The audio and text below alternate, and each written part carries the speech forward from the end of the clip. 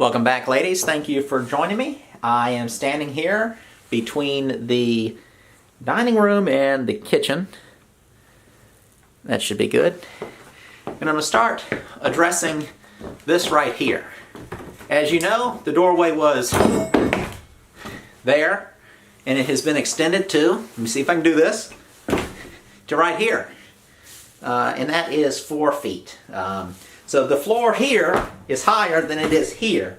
And there's a little transition here, slightly angled, but then they put about a 1-inch thick piece of wood. So it's a, it's a little bit of a trip hazard there. So what we're going to do is together, we're going to remove this, and then we're going to try to do something here that's not quite as trippy. So I can go back to about right, well, I'll probably just go to there, but I could probably stretch her on out to about halfway through that flooring board there. Let me go ahead and pull this up, and we'll see what happens. Also, thank y'all for helping me figure out some questions in that last video. Glad you enjoyed it. So what I'm thinking is going on here as I pull this up, I thought that right here was just an extra strip, but this is a threshold, which confirms my beliefs. Can y'all even see me? That this used to be an exterior door. So my guess is that this kitchen used to just be probably just a set of steps coming up right here, or at least it was a porch of some sort.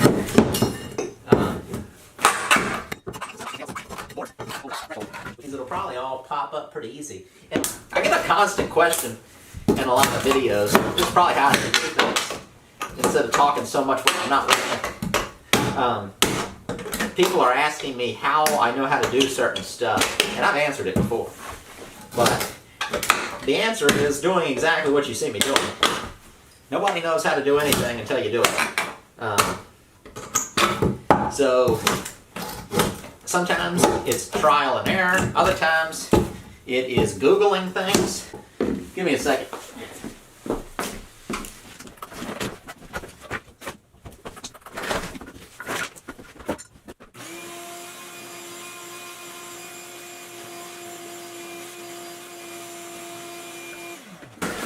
Alright, I got a bang on this, and it's going to cause a lot of dust if I didn't clean that up. What I was saying, let me just say it real quick. You learn stuff by doing it. You don't have to worry about, I'll get asked, sometimes it's, where did you learn how to do all this stuff? But people say, what trade school did you go to? Where did you specifically get your training? What trade are you coming from? I'm not coming from any specific trade. I have a woodworking background as far as like making furniture goes.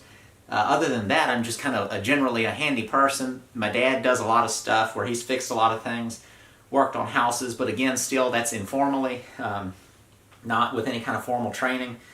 So that's how you kind of get into doing this, in my opinion, as an average guy. You buy something that you think you can handle with the skills that you have, and you're going to run into stuff that's beyond your skills or tools and all that. And from there, you just figure it out. Some of those things you can hire someone to do them. Other things you can let that be going to school for you. That's your training right there. So don't be worried about not knowing how to do it. I didn't in particular know how to do everything ahead of time. Another thing, and this is where I think I like not being a professional in any of this stuff. But what does professional even really mean? I'm doing it, I make money off of it. But I don't have any particular sense of like pride in any one of the trades. You'll notice it in a lot of people's videos, mine included. If I do roofing, all the roofers will give me crap. When I'm doing plumbing, all the plumbers tell me what I'm doing wrong. And while I am doing some things wrong, I think a lot of that stuff comes from people who, I don't know. It's their thing, they identify really strongly with it, and I'm not meaning that in any kind of insulting way, even if somebody doesn't like hearing it, but I'm not coming from that angle. So I'm not getting hung up on any one particular way of doing something. I probably shouldn't talk while I'm doing things. I feel like nothing I'm saying makes sense.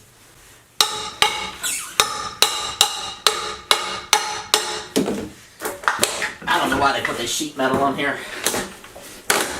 Come on!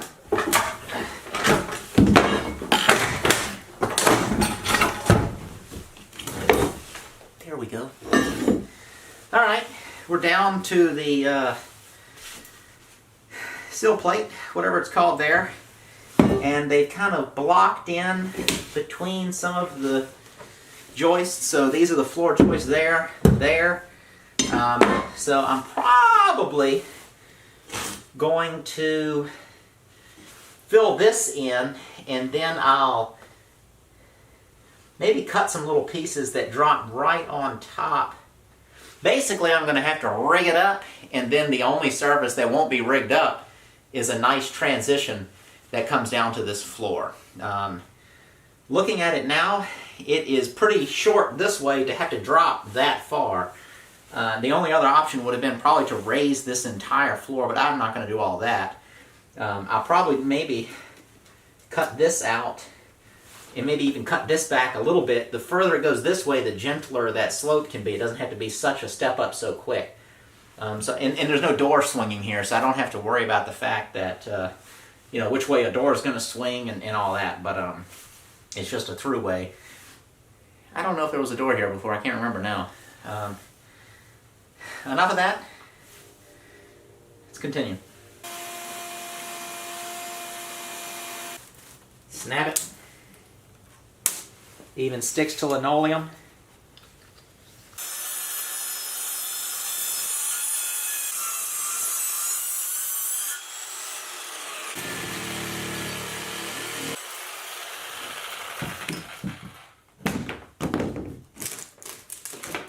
So those.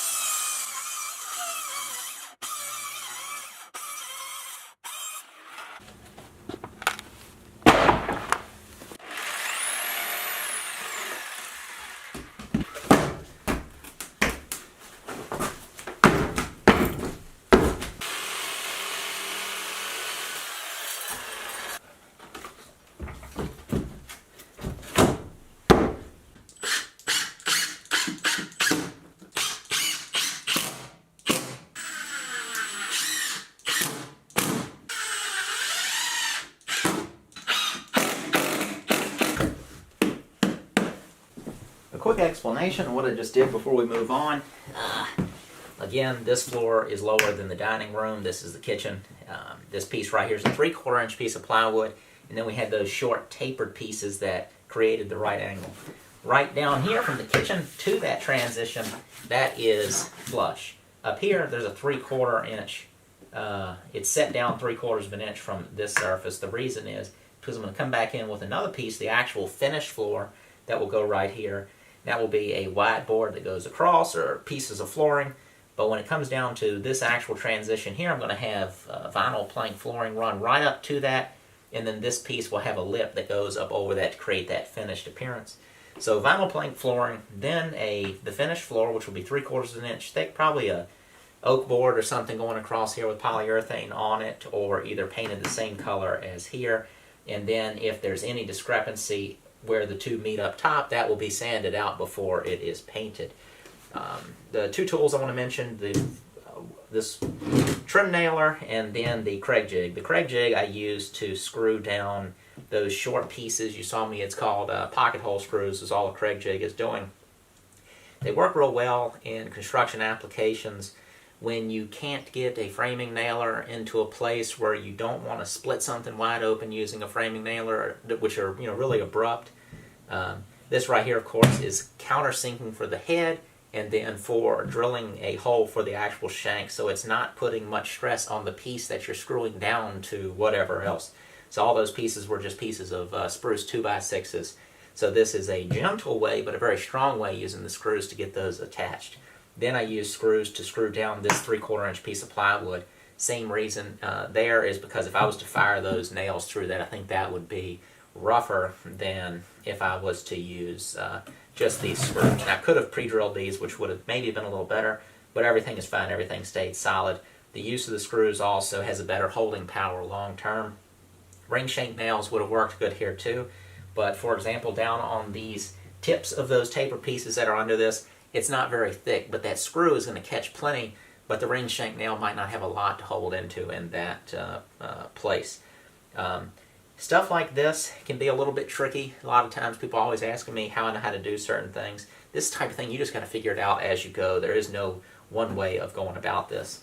As far as using a trim nailer in this situation, people will see me using a trim nailer and go, why would you use that? They work real good for holding things in place while you're getting ready to come back in with framing nails or screws. I use them all the time because it's a really lightweight hammer. So you could be, up a ladder trying to get something in position, and you kind of need to figure it out and tack it in place, and then it's just a very thin wire. This is a 16 gauge nailer, so it's basically just a 16 gauge wire that's holding your piece in place so you can tap it around, remove it. I've tacked stuff up before just to be able to put pencil marks and then pull things down and then make cuts, so they work really good for that. This one is just a Harbor Freight model, very inexpensive, and then I buy the nails from Lowe's or Home Depot. So that's that. I think all my explanation is done on that. Now on to the next thing. I'm in the basement about to get started getting things cleaned up, and I've come up with an interesting idea. It's going to be a mini-series within the bigger series of finishing this house. But first we're going to get the basement cleaned up, then I'll introduce that idea because it involves some of these materials down here.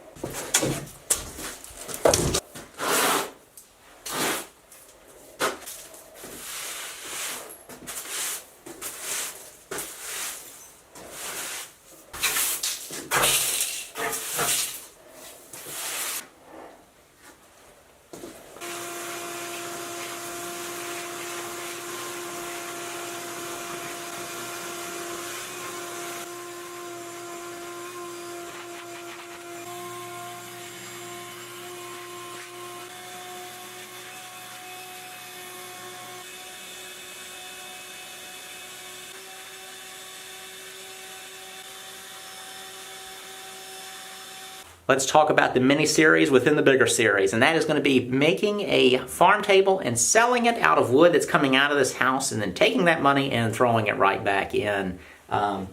My average table is roughly around $1,000 that I make and sell, somewhere between $900 and $1,200 depending on the size.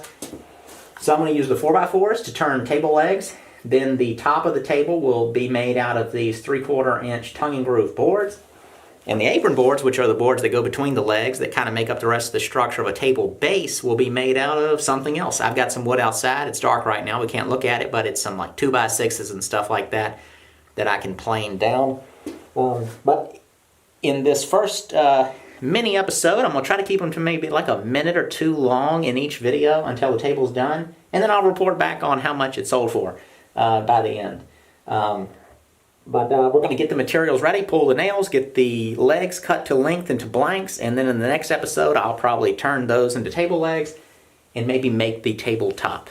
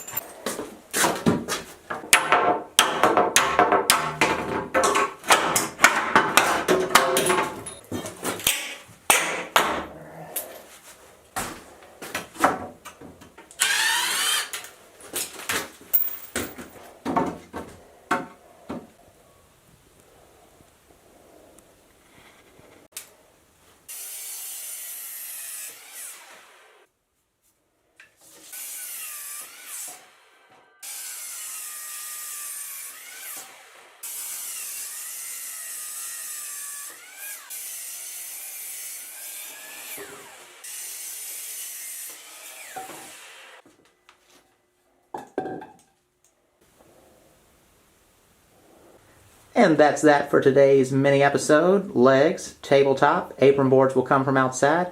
See you in the next one. That's about it for this video. Hope you enjoyed it. It will probably be semi-short, although that some of the ones I thought were going to be short have been some of the longest ones. No jokes or inspirational messages in this video, just going to call it. Do check out my book and the links in the description below. The book that I mentioned in the last video twice, and people still ask kind of tips on finding cheap houses. And I think I even talked a little bit about it too. I don't know. It's common. People don't watch every minute of a video. I don't expect them to. I'm just still surprised at all the same questions you get over and over again about suspenders and Ned Flanders and buying cheap houses and wearing safety glasses. Yeah, I got nothing. Thanks for watching. I'll see you in the next one.